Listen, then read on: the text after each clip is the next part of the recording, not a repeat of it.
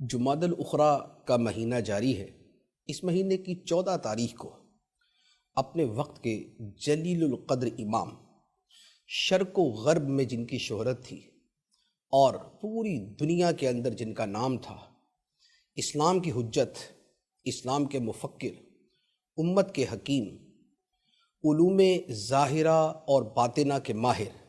یعنی سیدنا امام غزالی رحمۃ اللہ علیہ کا یوم وصال ہے، یوم عرس ہے۔ امام غزالی رحمۃ اللہ علیہ تاریخ اسلام کی ان عظیم ہستیوں میں سے ہیں کہ جن پہ تاریخ فخر کرتی ہے، جن پہ امت مسلمہ فخر کرتی ہے، بلکہ جن پہ عالم انسانیت فخر کرتی ہے کہ ایسا جہاں دیدہ، ایسا ماہر فن، ایسا فلسفی، ایسا عظیم اسکالر اس دنیا میں تشریف لایا۔ امام غزالی رحمۃ اللہ علیہ 450 سن ہجری میں پیدا ہوئے اور بچپن ہی میں آپ کے سر پہ آپ کے والد کا سایہ نہ رہا۔ آپ نے ابتدائی تعلیم توس شہر میں ایک مدرسے میں حاصل کی اور پھر وہاں سے اعلیٰ تعلیم کے لیے نیشا پور تشریف لے گئے۔ نیشا پور میں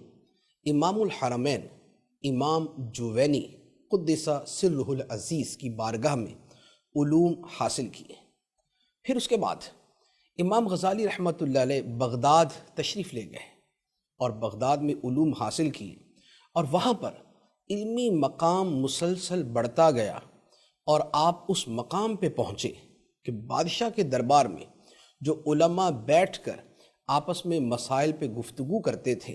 اور اپنے دلائل سے اپنے موقف کو ثابت کرتے تھے، اس میں امام غزالی رحمۃ اللہ علیہ کا مقام و مرتبہ یہ تھا، آپ کے مقابلے میں کوئی عالم، کوئی فقی، کوئی متکلم، کوئی علم عقائد کا ماہر نہ ٹھہر سکا۔ اور پھر بڑی چھوٹی عمر میں امام غزالی رحمۃ اللہ علیہ مدرسہ نظامیہ کے اس مقام پر فائز ہوئے، اس مسند پر بیٹھے کہ جہاں بیٹھنے کی تمنا لیے بڑے بڑے علماء دنیا سے گزر گئے۔ آپ نے بڑی چھوٹی عمر میں اس مقام کو حاصل کر لیا، اور پھر وہاں سے جو آپ کی شہرت پھیلی اور بڑے بڑے علماء طلباء کی حیثیت سے آپ کی بارگاہ میں آیا کرتے تھے۔ آپ نے وہاں پر کئی سال تک تدریس کی، بادشاہ کے دربار میں آپ کا سب سے بلند مقام تھا، بغداد کی سرزمین پہ آپ کا شہرہ تھا، طلباء دنیا بھر سے آپ کے پاس آتے تھے، مختلف علوم کی مہارتیں حاصل کرتے تھے۔ آپ نے فلسفے میں، اصول فقہ میں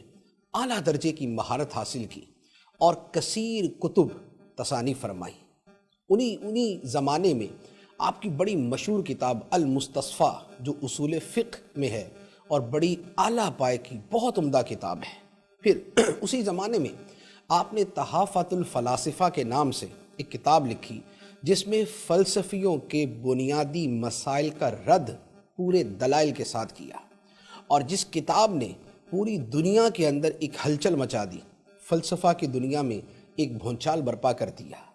امام غزالی رحمۃ اللہ علیہ اپنی اسی روش پر چلتے رہے، لیکن جو قلبی اطمینان ہے، جو دل کا خدا سے تعلق ہے، جو قرب الہی کی لذتیں ہیں، جو رضا الہی کا شوق ہے، جو لقاء الہی کے لیے دل کا تڑپنا ہے، وہ شے ان فلسفیانہ باتوں سے حاصل نہ ہوتی تھی۔ امام غزالی رحمۃ اللہ علیہ تحقیق حق کے جذبے سے مختلف علوم پڑھتے رہے، فلسفہ بھی پڑھا، دیگر علوم بھی پڑھے، اور بالآخر آپ کی نگاہ انتخاب تصوف پہ پڑی۔ علم تصوف کی بڑی بڑی کتابوں کا آپ نے مطالعہ کیا، اور بطور خاص مشہور زمانہ کتاب امام ابو طالب مکی رحمۃ اللہ علیہ کی قوت القلوب کا آپ نے مطالعہ کیا۔ کتاب پڑھ کے پتہ چلا کہ یہ فن تصوف یہ پڑھنے کا نہیں، کرنے کا نام ہے، یہ قول نہیں، عمل ہے، یہ باتیں نہیں، یہ اعمال کی دنیا ہے۔ اب آپ کے اندر یہ کشمکش بیدار ہوئی کہ آپ کس طرح وہ اپنی تمام شہرت، وہ مقام و مرتبہ، وہ عہدہ منصب، وہ آپ کی جاہ و مرتبہ، اور وہ بادشاہ کی نظر میں آپ کا مقام، اور طلباء کی نظر میں آپ کی جو حیثیت اور بلند مرتبہ تھا، وہ سب چھوڑ کے آپ تصوف کی راہ پہ کیسے چل نکلے۔ ایک عرصے تک آپ اسی کشمکش میں رہے، حتیٰ کہ آپ کا کھانا چھوٹ گیا، بھوک آپ کی ختم ہو گئی، دل آپ کا بے قرار رہتا تھا۔ ایک طرف یہ دنیا کا مال بھی ہے، جہ بھی ہے، مرتبہ بھی ہے، شہرت بھی ہے، مقام بھی ہے، اور بہت کچھ ہے، اور دوسری طرف صوفیوں کا راستہ ہے، ولیوں کا راستہ ہے، تقوی اور توکل کا راستہ ہے، اپنے آپ کو فنا کر دینے کا راستہ ہے، فنا فی اللہ کا راستہ ہے۔ بالآخر ایک عرصہ دراز کی کشمکش کے بعد سن 488 سن ہجری میں امام غزالی رحمۃ اللہ علیہ نے بغداد شریف کو چھوڑ دیا۔ اللہ اکبر! آپ غور کریں کہ 450 سن ہجری امام غزالی کا یوم ولادت ہے، آپ کا سن ولادت ہے، اور 488 سن ہجری یعنی 38 سال کی عمر میں امام غزالی رحمۃ اللہ علیہ نے بغداد شریف کو چھوڑ دیا۔ اس کا مطلب یہ ہوا کہ جو آپ کا دنیا میں شہرہ تھا اور جو آپ کو مقام و مرتبہ ملا تھا، وہ 38 سال کی عمر میں اپنی انتہا کو پہنچا ہوا تھا، اور اس سے پہلے گویا 10-12 سال پہلے اگر یہ مقام ملا تھا تو گویا امام غزالی وہ ہستی ہیں کہ جسٹ 28 اور 30 سال کی عمر میں آپ اس مقام پہ پہنچ گئے۔ پھر جب 488 سن ہجری میں آپ نے بغداد شریف چھوڑا، پھر عبادت، ریاضت، مجاہدہ، مراقبہ، نفلی روزے، تلاوت قرآن، نوافل، ذکر الہی، عبادت، ان چیزوں میں اپنے آپ کو مگن کر لیا، محو کر دیا۔ دمشق، بیت المقدس آپ تشریف لے گئے۔ بیت المقدس میں عرصہ دراز تک آپ نے ایک حجرے میں عبادت کی۔ پھر مقام خلیل، جہاں حضرت ابراہیم خلیل اللہ علیہ السلام کا جو آپ کا مرقد انور ہے، وہاں پر آپ گئے، فیض حاصل کیا، آپ سے کچھ عہد کیے، اللہ سے کچھ وعدے کیے، اور یہ وہ آپ کا جو سفر تھا، یہی وہ سفر تھا جس میں سبحان اللہ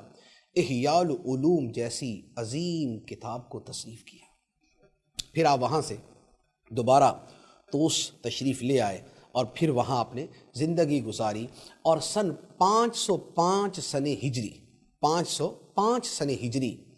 14 جمادی الاخری کو آپ نے وفات پائی۔ گویا 55 سال کی عمر میں امام غزالی رحمۃ اللہ علیہ کا انتقال ہوا،